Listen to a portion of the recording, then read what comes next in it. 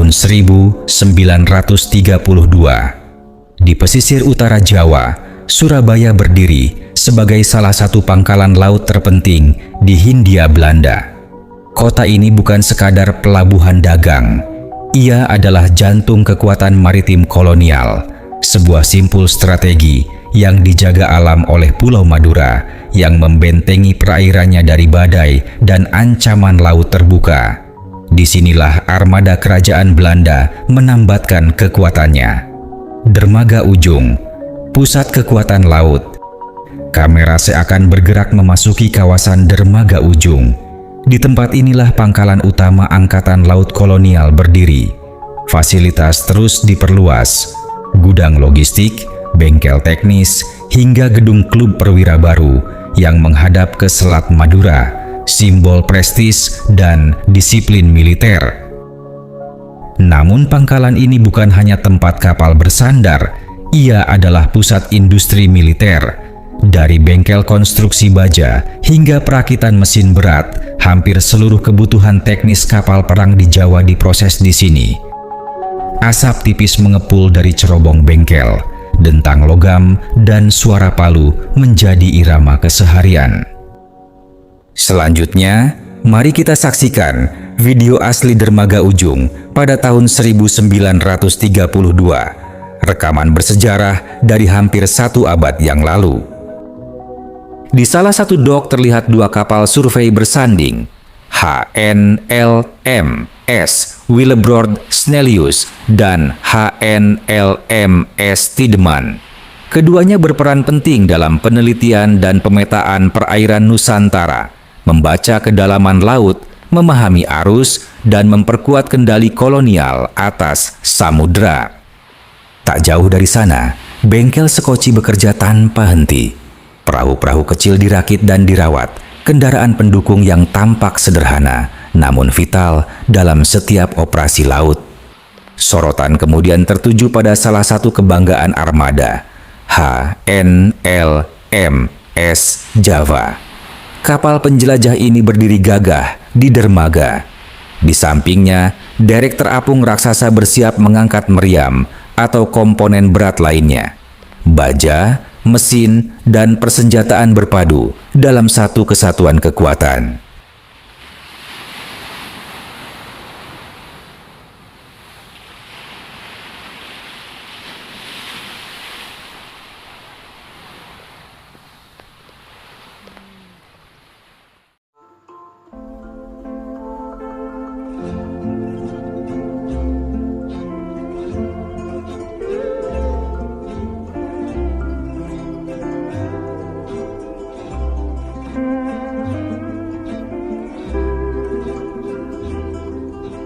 Di perairan yang sama, tampak HNLMS Rigel mempertegas kehadiran militer yang tak main-main. Siluetnya berdiri tegas di cakrawala. Lambung baja memantulkan cahaya matahari yang memecah di atas riak ombak.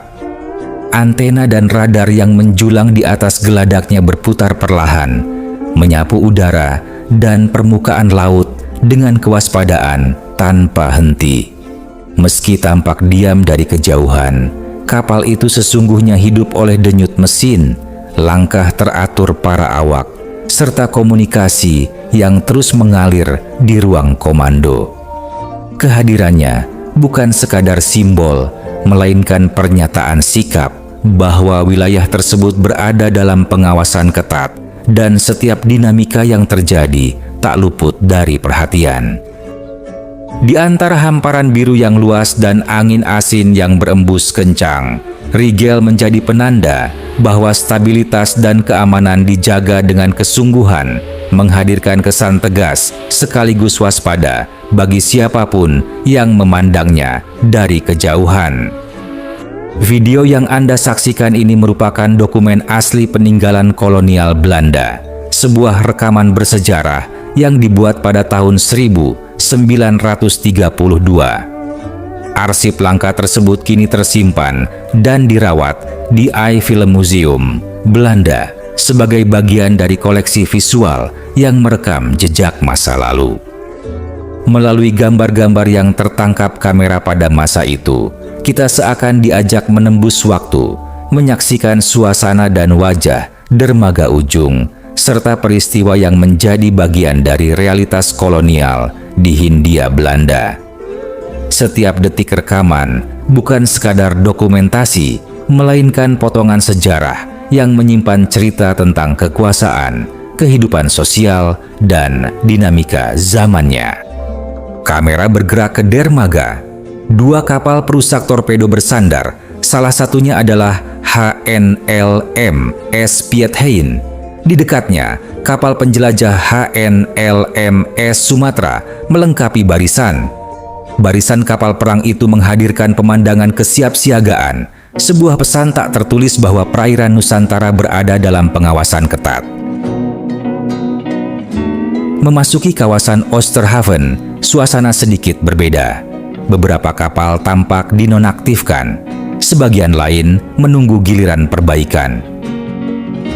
Dermaga Ujung Surabaya hingga kini tetap menjalankan perannya sebagai pelabuhan penyeberangan yang menghubungkan kota Surabaya dengan Pulau Madura melalui rute Ujung sampai Kamal.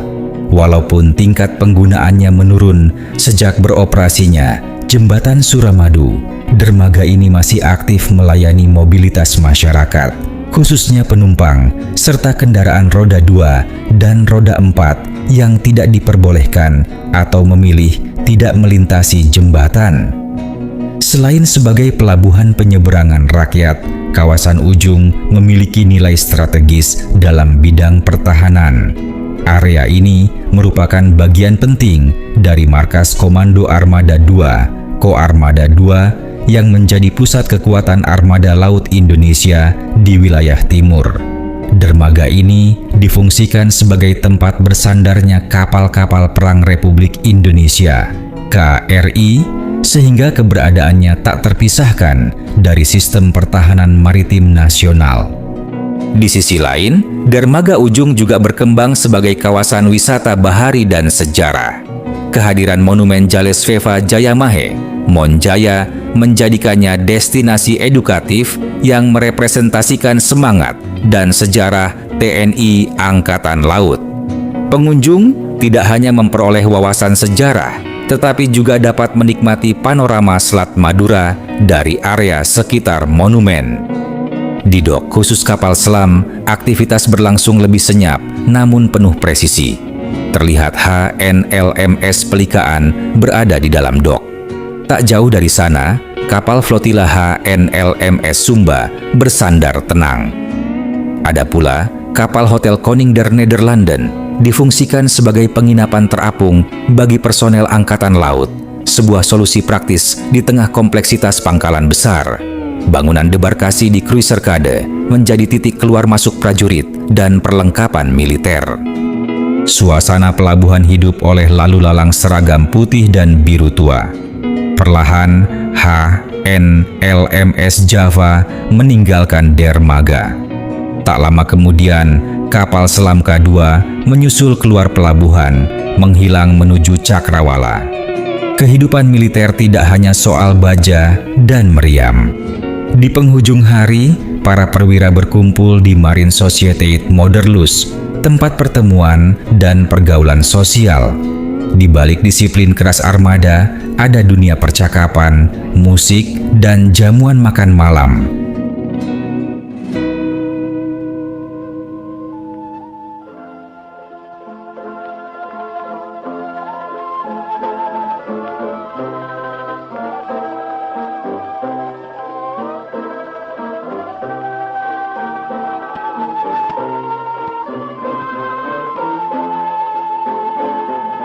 Namun kekuatan Surabaya tidak berhenti di laut. Morok Rembangan, armada yang menguasai langit. Di sisi barat pelabuhan Tanjung Perak, berdiri instalasi yang tak kalah penting, Marinefliegskamp Morok Rembangan. Pangkalan ini adalah markas utama Marinluchtvaartdienst, Dinas Penerbangan Angkatan Laut Belanda. Dirancang khusus untuk pesawat amfibi, Morok Rembangan menjadi salah satu pangkalan udara laut paling modern di Asia Tenggara pada masanya. Deretan hangar raksasa melindungi pesawat dari korosi air asin. Di depannya, slipway, jalan landai beton, memungkinkan pesawat ditarik dari permukaan air ke daratan dalam hitungan menit.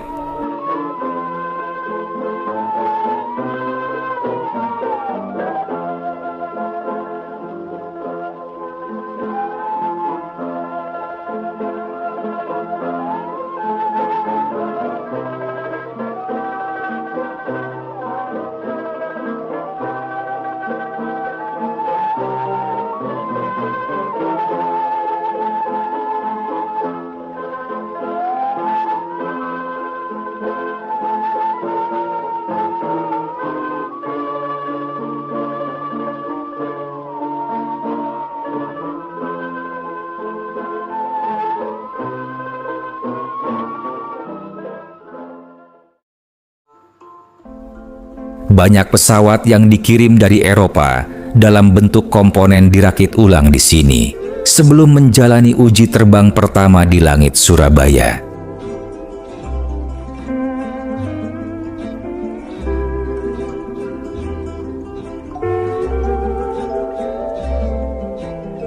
Pada 1938, pangkalan ini juga menjadi pusat pendidikan penerbang Angkatan Laut. Generasi baru pilot dilatih membaca angin, arus, dan cakrawala.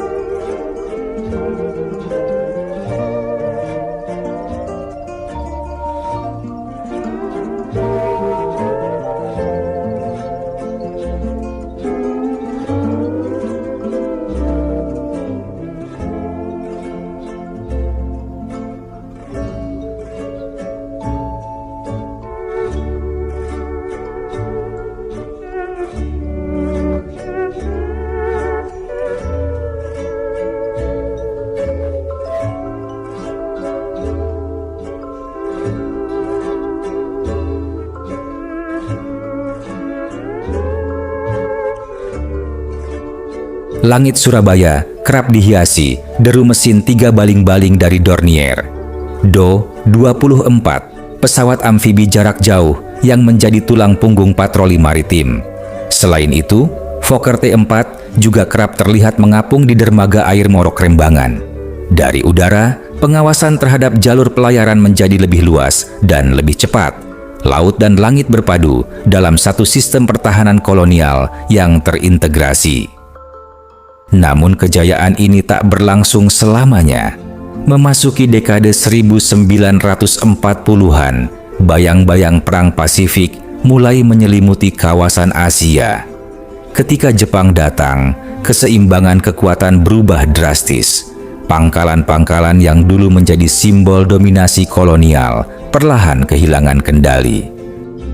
Pada awal Maret 1942, menjelang jatuhnya Surabaya ke tangan Jepang, pangkalan Angkatan Laut Belanda, Marine Etablissement di ujung, serta pangkalan udara, Angkatan Laut Morok Rembangan, Marine Vliegkamp Morok Rembangan di Surabaya menjadi salah satu lokasi penting yang terdampak kebijakan militer terakhir pemerintah kolonial Belanda.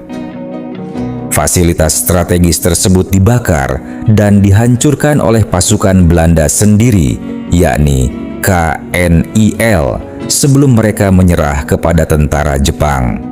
Tindakan ini merupakan bagian dari strategi bumi hangus, scorched earth, yaitu kebijakan penghancuran fasilitas vital agar tidak dapat dimanfaatkan oleh musuh. Di kawasan dermaga ujung, berbagai infrastruktur penting seperti gudang logistik, bengkel perawatan, tangki bahan bakar, serta kapal-kapal yang tidak sempat dievakuasi sengaja dibakar atau ditenggelamkan. Langkah drastis ini mencerminkan situasi genting yang dihadapi Belanda saat itu. Sejak awal Februari 1942, Surabaya telah digempur serangan udara Jepang secara intensif. Tekanan semakin kuat ketika tentara Jepang mendarat di Pulau Jawa pada 1 Maret 1942. Dalam waktu singkat, pertahanan Belanda runtuh dan Surabaya jatuh pada awal Maret 1942. Di berbagai wilayah lain di Hindia Belanda, tindakan serupa juga dilakukan, termasuk penghancuran pangkalan udara dan kilang minyak strategis. Rangkaian peristiwa tersebut berujung pada penyerahan tanpa syarat pemerintah kolonial Belanda kepada Jepang pada 8 Maret 1942 di Kalijati. Peristiwa penghancuran pangkalan di Ujung dengan demikian menjadi bagian dari episode terakhir kekuasaan Belanda di Hindia Belanda, sekaligus mencerminkan upaya mereka untuk menghambat laju pendudukan Jepang yang bergerak cepat di kawasan Asia Tenggara. Pasca kemerdekaan Indonesia, kawasan Morekrembangan sempat menjadi tempat pembinaan awal bagi kadet Angkatan Laut Republik Indonesia. Sebelum akhirnya fungsi penerbangannya dipindahkan ke Pangkalan Udara Juanda yang lebih modern. Hari ini, sebagian besar aktivitas militer telah bergeser. Namun, jejaknya tetap tertinggal pada dermaga tua, bangunan kolonial, dan arsip-arsip visual yang merekam masa ketika Surabaya menjadi salah satu simpul kekuatan laut terbesar di Asia. Rekaman ini bukan sekadar dokumentasi pelabuhan. Ia adalah potret sebuah zaman ketika baja, mesin, dan disiplin militer membentuk wajah Surabaya sebagai kota armada. Dan di antara riak ombak Selat Madura, sejarah itu masih bergema.